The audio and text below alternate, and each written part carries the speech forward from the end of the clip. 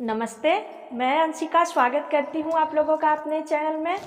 तो आज मैं आप लोगों को बताने वाली हूँ कि महिलाओं को चूड़ियाँ कैसे पहननी चाहिए और कब पहननी चाहिए, कब नहीं पहननी चाहिए, और चूड़ियाँ किस टाइम में पहनने से हानि है, किस टाइम में पहनने से लाभ है, और अपनी चूड़ियों का क्या करना चाहिए। मतलब चूड़ियों के बारे में मैं आप लोगों से बहुत ही ज़्यादा डिस्कस करने वाली हूँ। अगर आप लोग एक बार इस चीज़ को सुन लीजिएगा ना ध्यान से, तो आप लोगों के लिए बहुत ही अच्छा होगा, बहुत ही ज़्यादा शुभ होगा। लेकिन इसके लिए आपको वीडियो को बिल्कुल भी स्किप नहीं करना है। अगर आप वीडियो को स्किप कर दीजिएगा तो आप पूरी जानकारी नहीं आप लोगों को मिलेगी, आप लोग आधे अधूरे जानकारी में रह जाइएगा।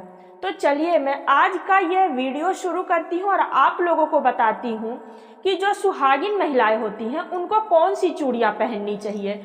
उनको जो सुहागिन महिलाएं होती हैं ना, उनको मेटल और प्लास्टिक वगैरह की जो चूड़ी आती है वो, और शिप, ये सब की चूड़ी तो बिल्कुल भी नहीं पहननी चाहिए। हाँ, आज का ज़माना है कि लोग शौक से, जैसे कि चूड़ी, वो सब चूड़ी पहनते हैं अपने शौक में।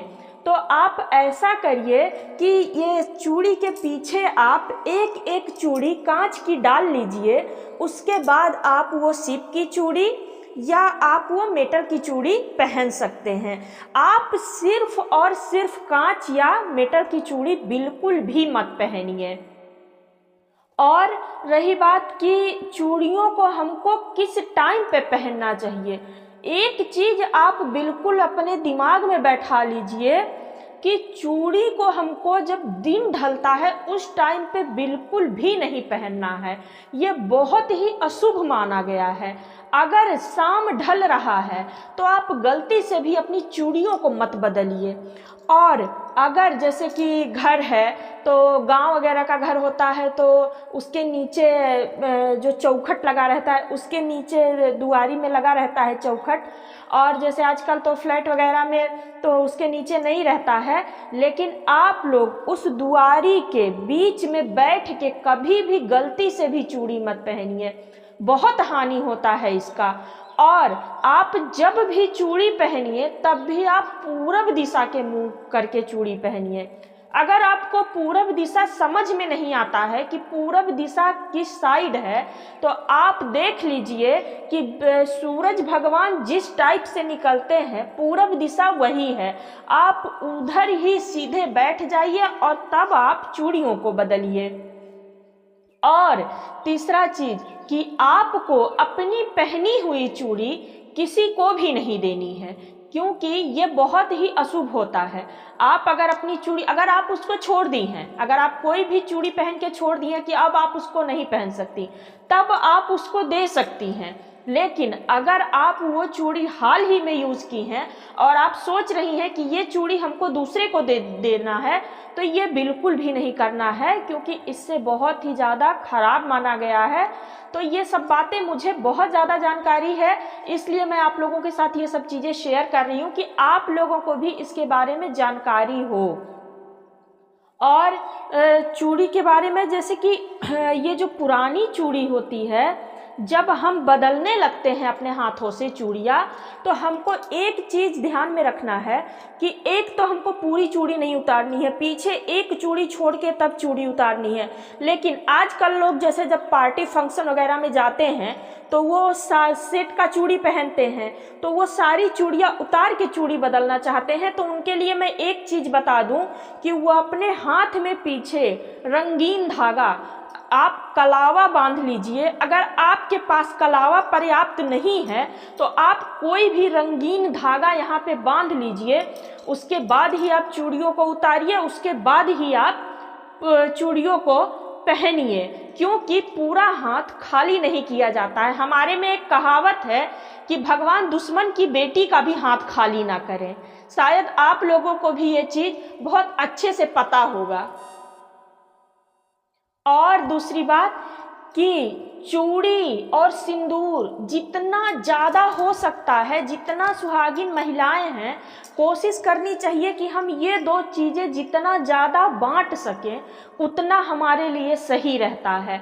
मतलब कोई भी, जैसे आपकी देवरानी है, आपकी जेठानी है, आपकी सास है, आपकी बहन है और अदर कोई भी जिससे आपका बहुत अच्छा संबंध है, आप कोशिश करिए कि उसके लिए चूड़ियाँ खरीद के उसको चूड़ी सिंदूर तो जरूर ही जरूर देना चाहिए।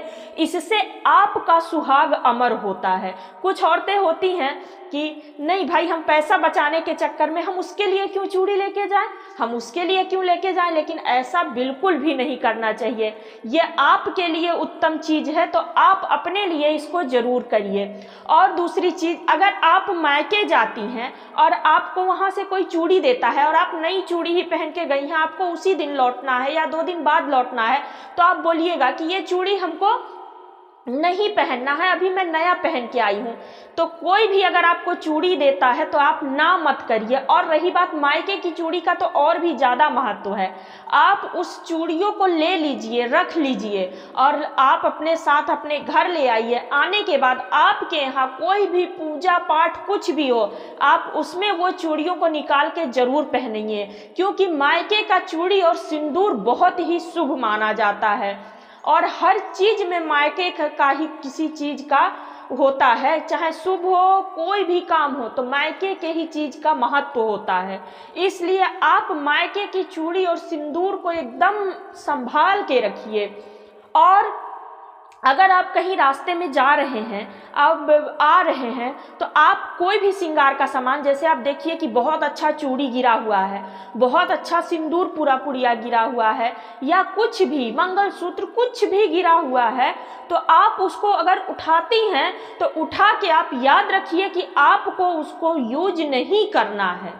पहली बात तो आपको वहां से उसको उठाना ही नहीं है। लेकिन अगर आप उसको उठा लेती हैं तो आप जाके किसी भी मंदिर में कहीं भी दे दें, आप खुद के लिए उसको बिल्कुल भी यूज मत करिएगा, यह बहुत ही खराब होता है।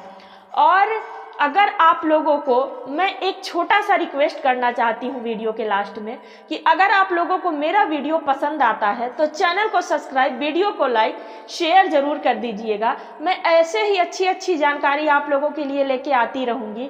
तो अगर आप लोगों को इस सब विषय में, जिस सब टॉपिक पे मैं वीडियो बना रही हूँ, अगर इस सब टॉपिक पे आप लोगों को कोई भी सवाल हो तो आप कमेंट के द्वारा मुझसे पूछ सकते हैं, मैं उस सवाल का जवाब जरूर दूंगी। और मैं कोशिश करूंगी कि उस आपके क्वेश्चन पे मैं एक वीडियो बना के अपलोड कर दूं।